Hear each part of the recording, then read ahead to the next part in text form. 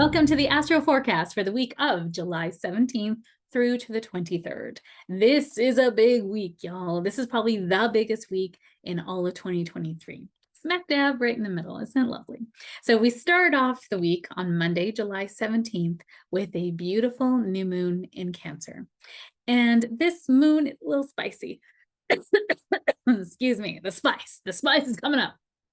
This new moon in Cancer is going to be bringing up, highlighting themes around our inner foundations, our home, our lineage that is connected to our mother, our nurturing. Where do we feel safe and protected in our connections to others? A new moon is highlighting an opportunity to plant seeds. So this new moon is happening at the 24th, almost 25th degree of Cancer at 12:32 p.m. Mountain Standard Time. So obviously 2:32 Eastern Standard Time and 11:32 on the West Coast. So this new moon in Cancer is going to be really highlighting where can you start to plant seeds, set intentions for really shoring up your inner foundations, or maybe even decluttering your home, clearing out the nastiness in your home. Why are we clearing out nastiness from our life? Because there is an opposition to Pluto. Pluto is about death, rebirth, and transformation. Also rules karmic trauma, ancestral trauma that we have brought into this lifetime that we are now healing and releasing.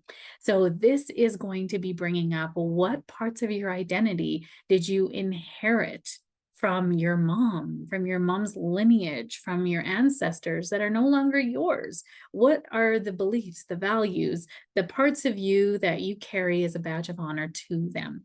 And it's not so easy, right? It's nice to talk about, but it's not so easy to discern that because it becomes so much a part of our own identity of who we are. So this new moon is going to really shine a light in those areas of your life that you aren't really moving forward in your life, that you're not able to really embrace all of you, your identity, and really kind of go back into history where you kind of brought up these beliefs, where you kind of inherited these ideas that you're not able to fit in. This is not your place in the world. None of that stuff is real, right? Your soul came in here with a mission, and your inner foundations need to be shored up so that you can carry out this mission into the world. So it's going to be bringing up some of this stuff, something light for this new moon. And this new moon in Cancer is going to make us really sensitive, very emotional, very intuitive, very psychic as well. So it really depends on how you use your information. The information being your emotions. Your emotions bring you information all the time. So when you identify as your emotion, this is where we run into problems, right? I'm so sad. No, I'm feeling sad. Why are you feeling sad? What is this bringing up about you? What is it creating in your life? You're attaching to something. If you're suffering, you're attaching to something that is not really yours or that is trying to move out of your life, right? So, and there can be grief with that as well. So honoring you where you're at and highlighting where you want to go. This is building a bridge now into the future. You get to decide how you want to go about it, where you want to go, and what you want to do with this lovely energy, because it is bringing you an opportunity to shore up your inner foundations and your self-esteem. And also being choosy with boundaries and who you're giving your energy and your emotions, your resources to, right? Resources being time, money, attention, all those things that they're quite expensive, right? When you're spending it on one area, you're saying no to another area. So making sure you're saying yes to invitations that feel good to you and saying no to invitations that don't. So on this day, which is one of the biggest things that's happening this year, is the nodes of the moon are moving into Aries and Libra. So the nodes of the moon are, the south node is our karmic past, and the north node is our karmic destiny, where we are moving to as a collective. Where these nodes are in your own personal chart, we'll talk about your own soul's purpose, where you are heading to, what lessons are you learning in this lifetime, and what are you releasing from past lifetimes or taking into this lifetime as a gift from the past. So when these nodes move into new signs, that only happens every 18 months. And it takes about 18 and a half years for it to go around the entire chart. So we were here with these nodes moving into Aries Libra in 2004. So 2000, December 2004 to June 2006, we have these themes coming back around again now, right? Astrology is a study of cycles and correlating those cycles to energy, to frequency, to movements in the planet, in the geography, in the political realm of the world and our own personal development. So when we look back over these cycles, we can understand the themes that were coming up then, because we are going to be presented with similar themes now, but for you to see it in a new way. So when you look back to December 2004 to June 2006, what was happening for you? Right? You might need to convert that into age. Sometimes you think more in age versus years. Sometimes you think more years in certain of age. So start to look back at that time in your life and feel, what was the theme? So for me, I had just gotten married. We were now pregnant with our first son in 2006. Like, there was a lot of things changing. And the energy of Aries and the North Node is us now claiming our leadership, claiming who we are in the world. It is the spark that ignites our soul, right? It's our purpose and passion. How are you now moving through into the world with your purpose and passion in hand and in your mind and in your heart, in all of you? And so this Aries energy now, as we're moving out of Taurus, we've kind of built a foundation. We're shoring up our money. We're understanding what are our values. What do we truly value, to now then ignite that spark out into the world? And that is that Aries energy coming in. So that North Node is going to be driving us to understanding our leadership, understanding our authority. What is our purpose? What is our passion? What is our fire? Our Aries is fire. It's cardinal fire. It starts things. It is the initiator. That's the word I'm looking for. Initiator, right? It's the spark that creates the flame. That is Aries.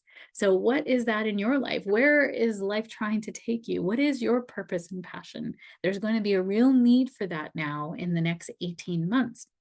And conversely, we are releasing the South Node. So we're moving out of Scorpio, which is about sexuality, karmic patterns, that we've ancestral trauma, how we've, owe money, taxes, debt, things like that.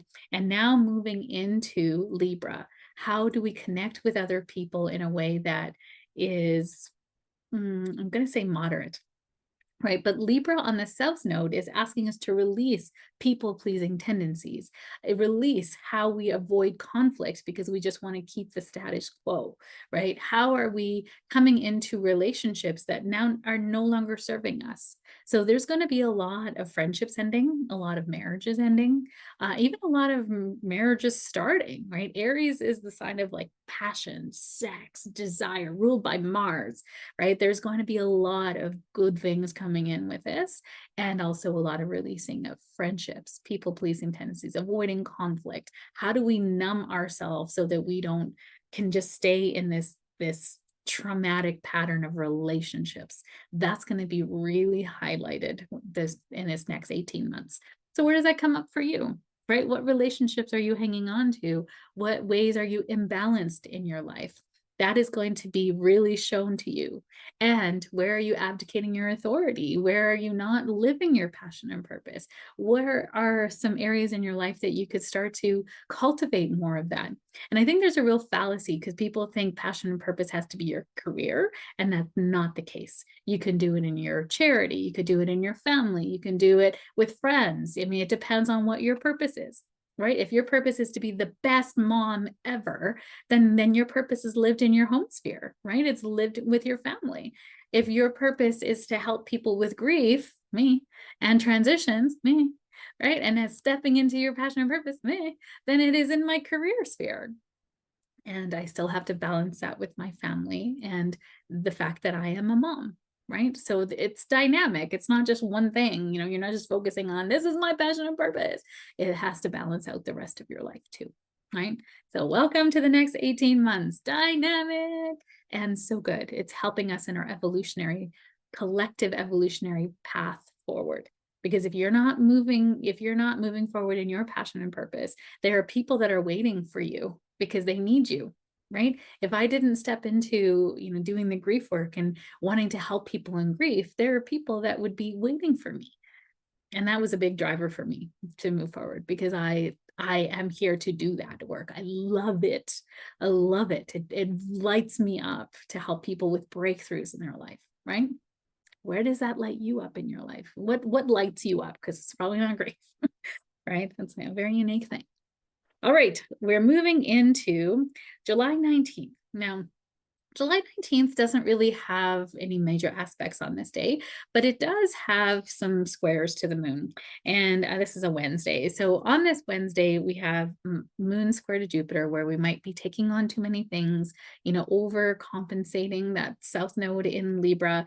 The moon conjunct to Mercury as well, making us really sensitive, very intuitive, and empathic. We can feel when people don't like us. We can feel when somebody's not happy with our no, and that can be so hard. And when that happens, I'm going to encourage you to allow them to have their experience. They're allowed to be disappointed. They're allowed to be sad that you turn them down, right? Because you're lovable, you're lovely, you're amazing. People want to spend time with you, right? You make people feel great, right? And not everybody gets to have that part of you if you don't have it to give either, right? Or you want to give it to somebody else instead. It's okay for people to be disappointed. Somewhere along the way, you felt that disappointing people meant you were letting people down. And that's not the case. People are allowed to feel sad, to be disappointed. It just means that they really wanted to spend time with you, and they will get that chance another time. It's okay to say no. And maybe they'll never get that chance again. And that's okay too, right? Yeah, they're allowed to be disappointed. You don't have to manage other people's emotions. Part of people pleasing. All right, Thursday, July 20th, we have a Sun trine to Neptune retrograde. So Neptune retrograde is lifting the veil on places where we have illusions. But the Sun trine to Neptune is a really beautiful aspect. The Sun being our identity, the way we shine our light. And this is a great day to embrace intuition, compassion, empathy, and really give ourselves credit for what is happening in this time in history. This aspect will give us gifts of intuition and emotional intelligence if we can quiet the mind. So this is a great day to meditate, to be quiet, to really listen to ourselves and what's coming up around us, and see it again as information. Now, also on this day, we have Mars opposite Saturn retrograde. So Saturn retrograde in Pisces is about, are we really making manifest our dreams into reality? Right? Are we putting structure around the things that we desire and are wanting to manifest, or do we feel like it's too big, or we can't dream, or it's not safe to dream, right? The Saturn in Pisces is helping us to recapture the dreamer in all of us. But Mars opposite Saturn is combative. Mars is our passion, our motivation, our desire. So when we have Mars opposite Saturn, there's a battle of wills here. There's are you being responsible? Are you doing the right thing? There can be people questioning your dreams now. So I'm going to say, be very choosy with who you share your inner dreams with, who you share your vision board with, because there's some dream killers out there that have been taught in their lifetime that dreaming too big dreams is not safe. They're stupid. They're not being practical and grounded in reality. And so then they have turned around and then spew that trauma on everybody else too, right? Dreaming too big dreams can be very dangerous if you came from a time like the Great Depression or a famine, because if you weren't practical and grounded in reality, you could starve to death. It could really, ruin the family. And thankfully, we are not in that time and place right now, time and space right now, right? We are not in that time and space. So dreaming big dreams, having big ideas about the world, being optimistic is not a bad thing, but it has to have practical steps forward. Right? So sometimes there are people in our lives that like to keep us practically grounded and like to, not to kill your dreams, but to make sure that you're actually being realistic with it. Sometimes dreams require realism and sometimes dreams require visioning. So depending on what stage you're at in this, just being really choosy with who you're sharing these dreams with. All right. because it can really hurt your manifestation. So there'll be a growing frustration around not being able to do what you want. The path forward is not easy to see, and you might feel like people we care about don't see our dreams or believe in us. This is a great time to support each other with flow, with releasing attachment to timelines. And if you're feeling frustrated, what timeline are you trying to attach to? What is the notion in your head? Where are you trying to go? That isn't really the right time to go just yet. This could be a right timing situation as well. All right. July 21st. This is a very intense day. And it's intense. We call this a cardinal grand cross. So a grand cross is when there's two planets or 2 points in the astrology opposite each other. And there's another 2 points that are opposite each other, and they're exactly 90-degree angles from each other. So they form a giant square to all of the planets. And it's not very often that this happens, but it's happening with the sun, which is our vitality, our identity, the way we kind of individuate as we come into the collective, into being. And it's the sun is sitting opposite Pluto, right? This was an aspect that's held over still from the new moon in Cancer on Monday. So this is happening on the 21st, the 21st being Friday. So it's still in aspect.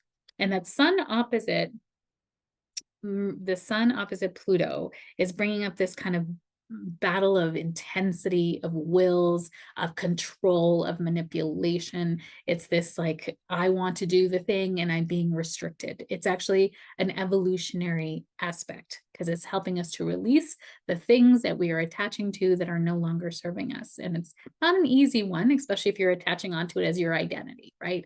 No, I'm a people pleaser. I like helping people, making them feel good. And they're like, well, can't make everybody feel good at your expense, girl. So what you release in, because it will make you release it.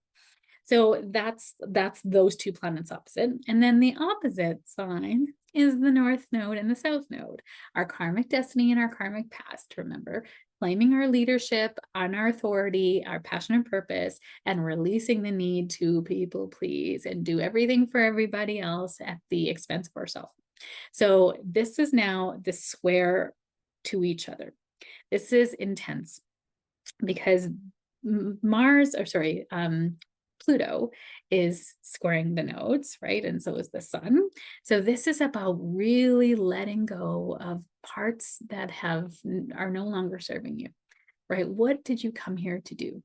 You're going to really feel this week, this calling, this need for something. And it might come up as restlessness. It can come up as intensity. It can come up as this feeling of not giving a damn. It can come up as revolution, like you're wanting to, burn it all to the ground and leave and run away to Vancouver, or if you live in Vancouver, somewhere else, So this energy is really asking you to understand what your purpose is, what is coming up for you, where do you want to be, what makes you happy, what kind of things just pass the time so quickly. It's going to be coming up now.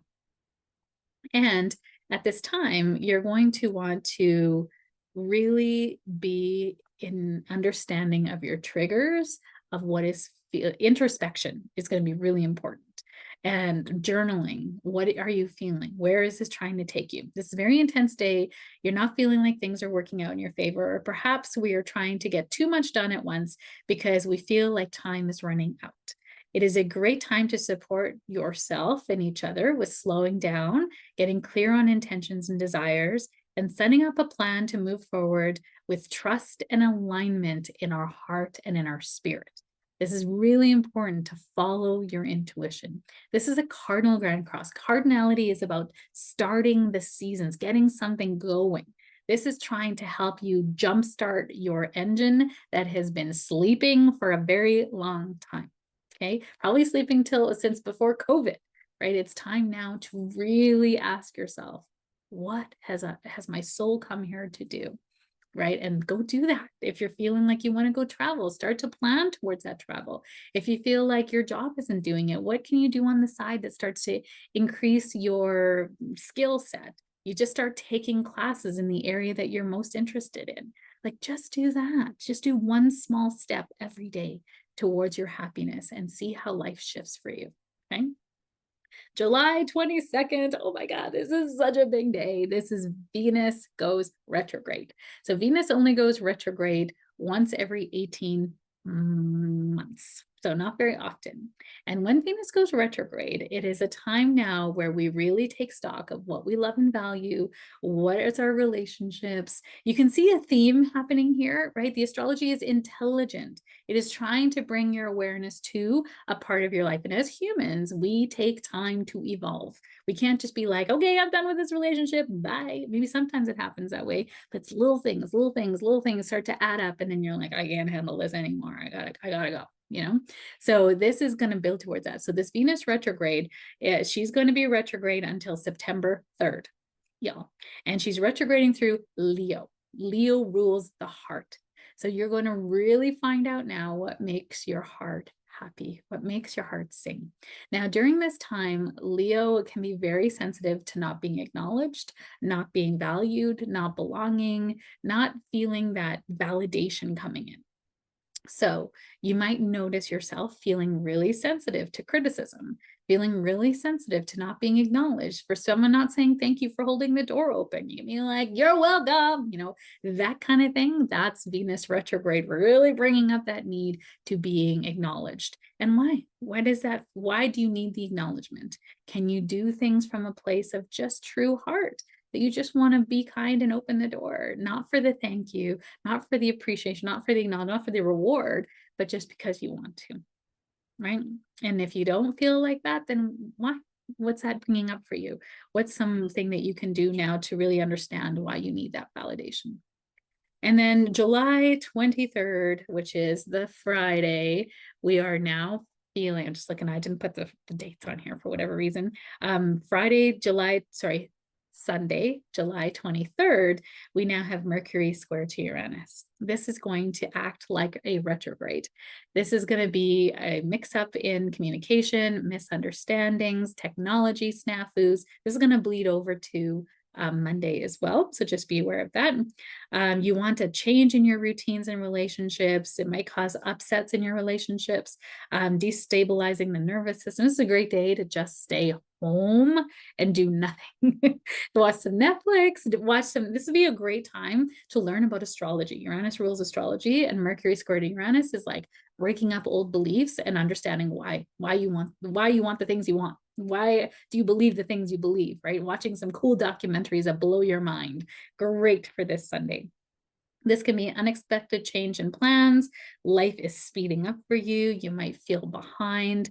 This kind of energy, it's not a great time to be trying something new or trying to put out a massive communication or launch a big launch party. Not a good idea on this day. This is a great day to just chillax at home and to have a free agenda. If you block up your day, especially Monday as well, if you have a full agenda, Uranus can just throw it all in the air and go, and nothing's getting done today. So really being aware of just having patience and flow. And again, if you're feeling triggered this week, writing it down. What's the trigger? What did this person do or not do that made you feel a certain way? Remember, feelings are information. What is the information telling you about what this part of you feels unsafe with or feels insecure about, right? All information. This is a great healing week. I'm wishing you so much patience, love. I'm wrapping you in white light. Thank you for watching this. And if you're having any struggles, keep an eye on my channel or just message me. I'll be able to support you. And perhaps I can give you a few words of introspection or maybe a few things to journal on that would help you to illuminate some areas of growth. Wishing you a wonderful week ahead. Thanks for being here. I appreciate you, and I will see you next week. Bye.